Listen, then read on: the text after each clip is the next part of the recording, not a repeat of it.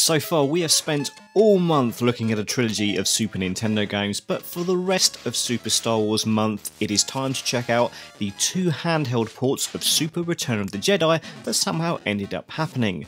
Welcome to a review of both the monochrome Game Boy and full colour Game Gear versions. Let's find out if these ambitious ports do justice to the original SNES game. And they are rather ambitious, aren't they? It's one thing to take a NES or Master System game and bring it down to the Game Boy and Game Gear, as had happened a lot in both portable systems' early days, but asking developers' real-time associates to try and translate a game as good looking and sounding as Super Return of the Jedi is a hell of a task. But I will tell you right now, they might have stripped the game down a lot in terms of both the number of levels and the types of gameplay, but I don't think there are any real story beats from the movie that are missing here. Sure, it's a rather streamlined version of the SNES game with far fewer levels, but if anything, it's cut a lot of the fat from the 16-bit release. Both handheld ports are almost identical.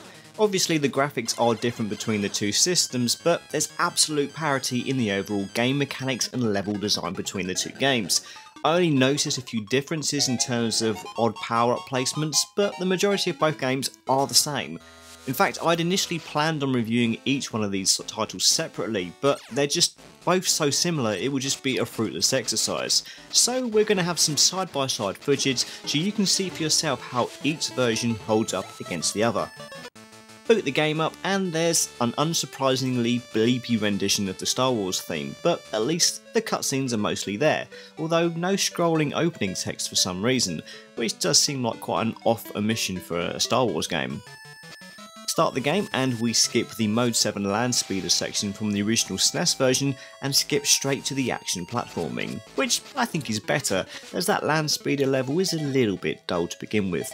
Luke, Chewbacca and Leia are all here and selectable, however they're all missing their special powers. Luke's got no force, Chewbacca's got no spin, and Leia's got no long range move.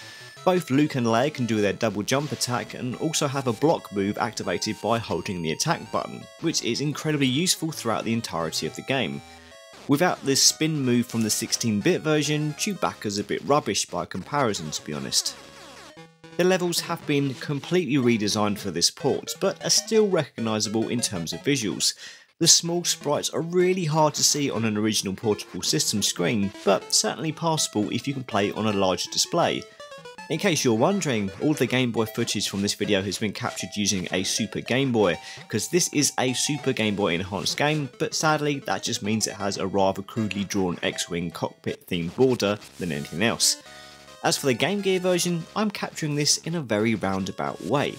A number of Game Gear games were converted by homebrew enthusiasts to work on the Master System, this being one of them, so I'm running this game via the Mega Drive's own Master System support using an EverDrive. Back to the actual game though. This starting area set in Tatooine is a relatively easy level to traverse. There are a few plants that spit projectiles at you, plus some angry Jawas. If you've got Luke or Leia, you can easily deflect their attacks. The only real annoying enemy here are these flying creatures that grab you and carry you away for absolutely ages. It's not a long level, but you'll soon find yourself fighting the Door Guard boss. It's a lot less intimidating than the one in the Super Nintendo version, and because of its small size, it's quite difficult to hit with blasters. But Luke and Leia's double jump attack makes you a little bit invincible, so it's just easier to hit it with that the moment it appears and avoid the falling rocks. Onto Jabba's dance hall now, which is mostly unscathed in this port, apart from the trapdoors no longer spitting out Rancor enemies. The Gamorrean guards throw axes at you, but they're deflectable, and even this level's boss, Bib Fortuna, is easily dispatched of, closing this area.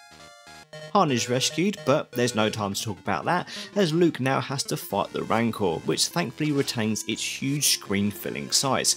However, as will be the case for pretty much all the bosses in this game, repeated double jump attacks to the face will kill it dead. Now it's onto the sail barge with Luke, Chewbacca and Leia once again, but I'm surprised to see that Leia isn't her slave persona for this stage. She loses the twirl ability from the Super Nintendo game and is also unable to block. Instead, holding attack now does a more rapid whip attack. Sorry, I meant Morning Star attack, it's not actually a whip for some reason. The sail barge retains the environmental hazards from its bigger 16-bit brother, such as rolling barrels, steam pipes and pistons. However, the end of this level does do something even better than the Super Nintendo version, because instead of a weird ball and chain wielding boss at the end, you get a mini boss fight in the form of Boba Fett. This makes so much more sense for this level. Double jump attacks and deflecting lasers for the win here, of course. Immediately afterwards you go one-on-one with Jabba the Hutt, who is still on his movable platform throwing frogs at you, but still pretty easy to kill. It feels like you only just got to Tatooine, but you're already off to Endor, a far cry from the Super Nintendo version. Thankfully, the speeder bike minigame is still intact, and even without Mode 7, it still manages to play exactly the same. There's still the choice of playing as Luke or Leia, which makes no difference still, not even a visual one. You're still bumping off a certain number of stormtroopers while avoiding trees. Admittedly, it's a little harder to avoid the trees as they do spawn very quickly and usually in your exact path, but with a password system still intact you'll get through after a couple of tries.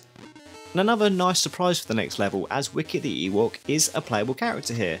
He's a little fiddly to control and his bow and arrow are still pretty weak. His level isn't quite as interesting as the original Super Nintendo interpretation. It's very sparse, and a lot of it is easily breezed past by avoiding enemies using moving platforms and jumping down floors. But the weird droid hoverbike boss is here again, making just about as much sense as before, and he's just as weak here. Once that boss is down, it's time for the absolute hardest level in the game, the shield generator. Now, when I was a kid and owned the Game Boy version back in the day, this level was my kryptonite, and I would happily skip it with passwords. However, now I'm a stubborn adult with more experience, and I eventually finished it. This stage is incredibly long, with a handful of particularly nasty drops, jumps and enemies. Finally you get to play as Han, but he plays identically to Chewbacca, who is also available in this area. He doesn't have the awesome grenades anymore, so without a means of deflecting attacks, you can see why multiple deaths are inevitable. It's probably a good time now to mention that the blaster upgrades of the 16-bit original are no longer a thing here. However, in their place, there are a few P icons that power up your character's weapon even if you're a melee character. Thermal detonators occasionally pop up, as do shields, but neither of which are terribly useful in this game. But at least the speed up power up was removed completely. Hooray! The shield generator is one of those levels where the weapon power-ups are almost essential. There are quite a few leaps of faith, and while you can look up and down using the D-pad, some of these moving platforms are just slightly out of view. And once you get past all of that, the laser boss of this stage is just a pain in the bum and can take quite a while to kill while you're jumping between platforms and avoiding its laser. And this smaller screen does make this boss a fair bit tougher, as there isn't much room to move around. Once you've finally beaten the shield generator, the rest of the game is pretty much a cakewalk. Now playing as Luke on the Death Star, this is a very plain platforming area. There are plenty of unstable platforms to climb and enemies to fight, but you've got a lightsaber that can easily deflect every enemy's attacks right back at them. One annoyance is that you do eventually reach a dead end with no idea of where to go, and it turns out you need to jump into this pit with no idea of what's underneath. The level ends with two bosses. First up is one of the massive attack droids, which is a lot easier to kill in this game, as you can deflect its attacks and double jump attack to get as many hits in as possible. As long as you don't fall off the platform, you'll be fine. However, after this brief fight, you face Darth Vader for the very last time. He doesn't have many attacks, but his lightsaber swipes are very damaging. He jumps in the air every now and then, but all you need to do is double jump a lot and avoid his lightsaber. Now that Luke's father has been redeemed, it's time to climb the Emperor's Tower. As you can imagine, there are a whole lot of stormtroopers to battle, which you could do, but it's probably easier to jump over them and get through the area as quickly as you can. This stage also feels quite long, as there's a lot of waiting for moving platforms. Another attack droid mini-boss awaits you at the very top, which is even easier to destroy this time as you're on solid ground. After that mini-boss is another enemy, an Imperial Guard that is not that much more difficult to beat than a regular enemy, just with more health. But he's not the real boss here though, as next up you'll be fighting Emperor Palpatine himself. The lightning bolts he fires are incredibly damaging again, but if you double jump into him while he's flying around in between firing those shots, you'll be able to do a fair amount of damage without getting hit. As was the case in the Super Nintendo version, the last two missions involve piloting the Millennium Falcon, flying in to destroy the Death Star core, and then escaping while the whole structure is exploding. Instead of the awful first-person Mode 7 view, you're now flying the ship in a top-down view, which is much more fun and playable. You can fire your weapon to blow up TIE fighters and the occasional destructible walls, and also fly high and low using up and down on the D-pad, which you'll need to do to avoid environmental hazards. Now, despite the graphics being 2D, thanks to some good use of colour or shades available, it's not too difficult to see what pipes you need to go over and which ones you need to go under. But I did find the Game Boy version was a little easier to see how tall objects were. The second of these stages involves you escaping a wall of fire, so you'll need to hold the accelerate button. But other than that, it's an even more straightforward level as you don't need to even fight any TIE fighters. After these two final vehicular missions, you've reached the end of the game and the briefest of ending cutscenes. You're all finished, but you'll probably be a little bit disappointed with your reward. Not even an 8-bit rendition of Yub Nub for crying out loud. But disappointing endings is not exactly an uncommon thing for 8-bit games, especially movie licenses. Just tell yourself that it's the journey, not the destination, that matters. And the journey is pretty good on both systems, in fact. Because of how close the two games play, I wouldn't say there's necessarily a better version. Of course, the Game Gear version has those full colour visuals, and as a result it's a little easier on the eyes over the monochrome Game Boy version, but the trade-off is that the screen animation is a lot less smooth than on the Nintendo edition, but not by much, to be honest. In terms of music, your opinion may absolutely vary. They're the same tracks here, but with slightly different instrumentations. I found the Game Boy's audio to be a little less grating for the most part personally, but at least both versions allow you to switch off the sound effects or music. But of course, given the choice, I'd absolutely play the Super Nintendo games over these handheld ports. But it's certainly interesting to play these two adaptations and see where the lines were drawn and where the fat was trimmed. There are even moments that are even better than the Super Nintendo counterparts, namely the Boba Fett boss fight and the far better and more fun closing missions. Both games control well, surprisingly so for an 8-bit platformer. The small sprites might make it a little tougher if you're using the originally intended systems, but at least characters are responsive to control and the collision detection is solid, not always something you could count on in games like this.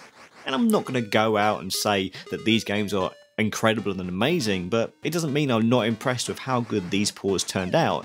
Real-Time Associates didn't go too ambitious, they knew the limitations of the systems they were working with, and the results are two very competent games that absolutely have some merit to them. I enjoyed them enough to play them through entirely without it feeling like a chore, and I can't even say that about the Super Nintendo version of Super Empire Strikes Back. There's some decent challenge here, and while I'd say both versions are relatively fair games 95% of the time, neither port is bogged down with ridiculous jumps or too many leaps of faith, nor respawning enemies, they're just fun little 8-bit platformers. And isn't that a good thing? Super Star Wars month is almost over, but this week you'll get my entire playthroughs of both Game Boy and Game Gear ports of Super Return of the Jedi, plus an episode of Ending Theatre for each one. However, the true ending to this adventure comes next Monday, as I take a look at a Super Star Wars game that was never even released. See you soon.